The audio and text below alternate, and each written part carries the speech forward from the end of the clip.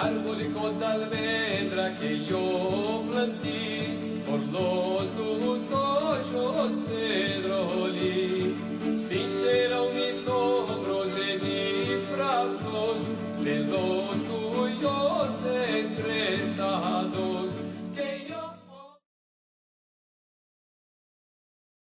Depois de viver em 15 séculos na Península Ibérica e em Portugal, os judeus foram obrigados a se converter, converter ao catolicismo. A conversão foi forçada, foi através da violência.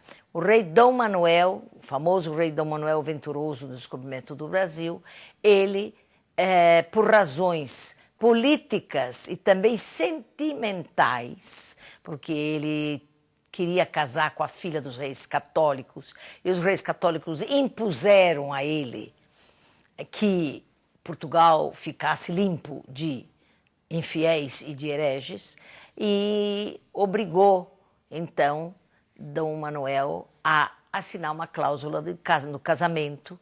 Ele casaria com a princesa da Espanha se ele limpasse Portugal de todos os infiéis, quer dizer, dos árabes e dos judeus. Aí começa a era dos cristãos novos.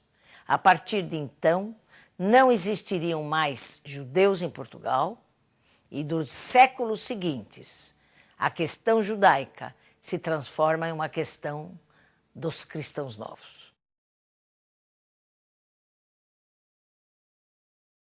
Quando os judeus se converteram ao catolicismo, eles adotaram nomes dos padrinhos ou das cidades e vilas onde eles moravam. De modo que todos os nomes que existem entre os cristãos, existem também entre os convertidos, entre os cristãos novos.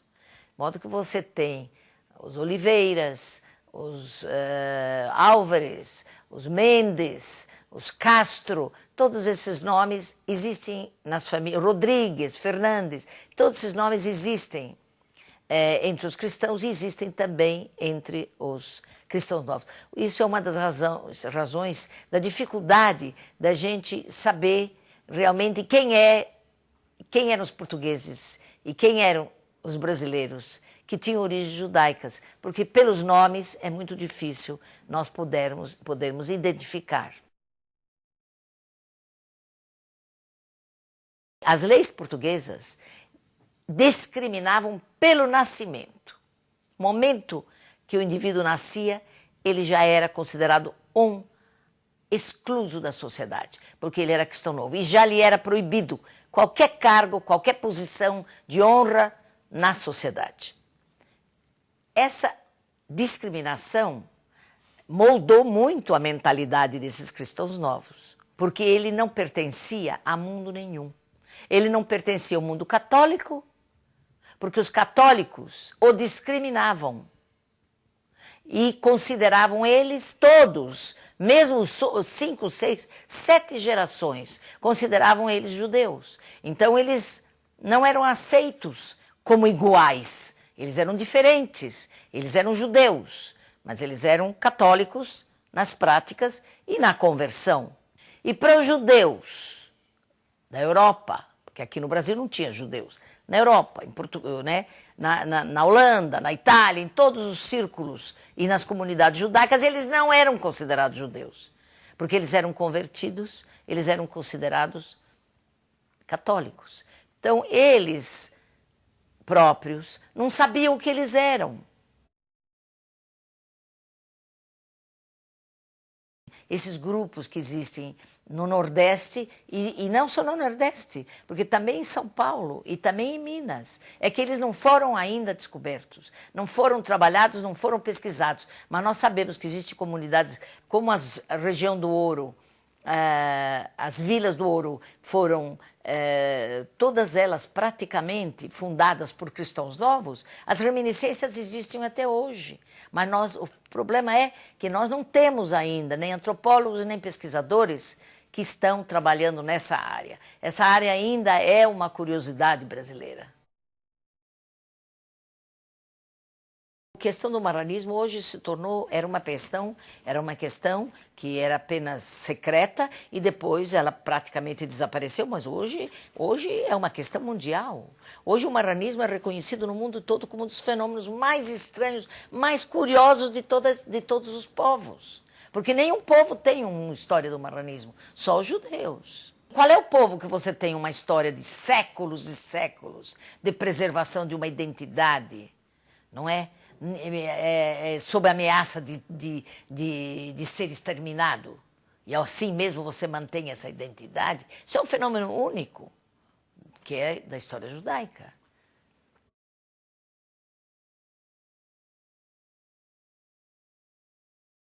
O documentário A Estrela Oculta do Sertão, que nos narra um pouco da vida dos descendentes dos cristãos novos que chegaram no Nordeste brasileiro, é realmente muito interessante. Ele nos traz algumas lições essenciais. Estamos vendo que estes conversos descendentes, bisnetos deles, apesar da Inquisição já ter passado mais de 500 anos, ainda continua com alguns costumes judaicos. Mesmo que muitas destas pessoas já aderiram abertamente para outras religiões, ainda na vida deles existe de vez em quando algum costume, alguma tradição que é oriunda do judaísmo. Isto demonstra claramente que você não pode, com a força, tirar a religião de uma pessoa e não pode coagi-lo a aceitar uma religião. Assim que com a força você não pode impor uma religião, você também não tira. E apesar que centenas de anos passaram, ainda alguns costumes estão lá bem vivos. A segunda lição muito importante é que pessoas que pertenciam ao povo de Israel com uma fé monoteísta pura, mesmo que seus descendentes já se converteram para outras religiões e já passaram muitas décadas que não praticam o judaísmo abertamente, eles ainda continuam tendo dificuldade com tudo que não é um monoteísmo puro. E isto é a explicação da ansiedade destas pessoas que estão à procura realmente de uma fé, não necessariamente judaica, mas de uma fé num Deus único, sem associação de nenhum poder nenhum.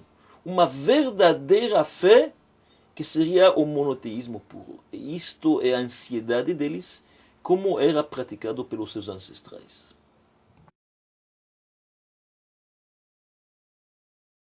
O Brasil, por ser uma terra acolhedora de muitos imigrantes, um lugar onde cada um pode professar sua fé sem coação, sem perseguição, eu acho que por isso que é uma terra fértil, onde pessoas estão expondo suas ansiedades, suas vontades religiosas. E pessoas que um dia, centenas de anos atrás, pertenciam ao povo de Israel eventualmente, eles estão hoje redescobrindo isso. O Brasil é uma terra fértil para isso, porque aqui quase que não tem realmente perseguição religiosa, é um lugar onde tem muita tolerância religiosa. Mas o senhor não acha que isso é justamente por causa dessa herança que a gente tem da colonização dos cristãos novos?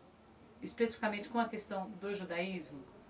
Por que isso desperta tanto interesse num país como o Brasil e não desperta tanto em países assim do velho mundo, da Europa? Lá lá não tem. Aqui temos gente que tem, na verdade, ascendência judaica. No velho continente não tem isso. Entendeu? Aqui tem muita gente que são realmente da ascendência portuguesa e que tem realmente tido ascendência judaica.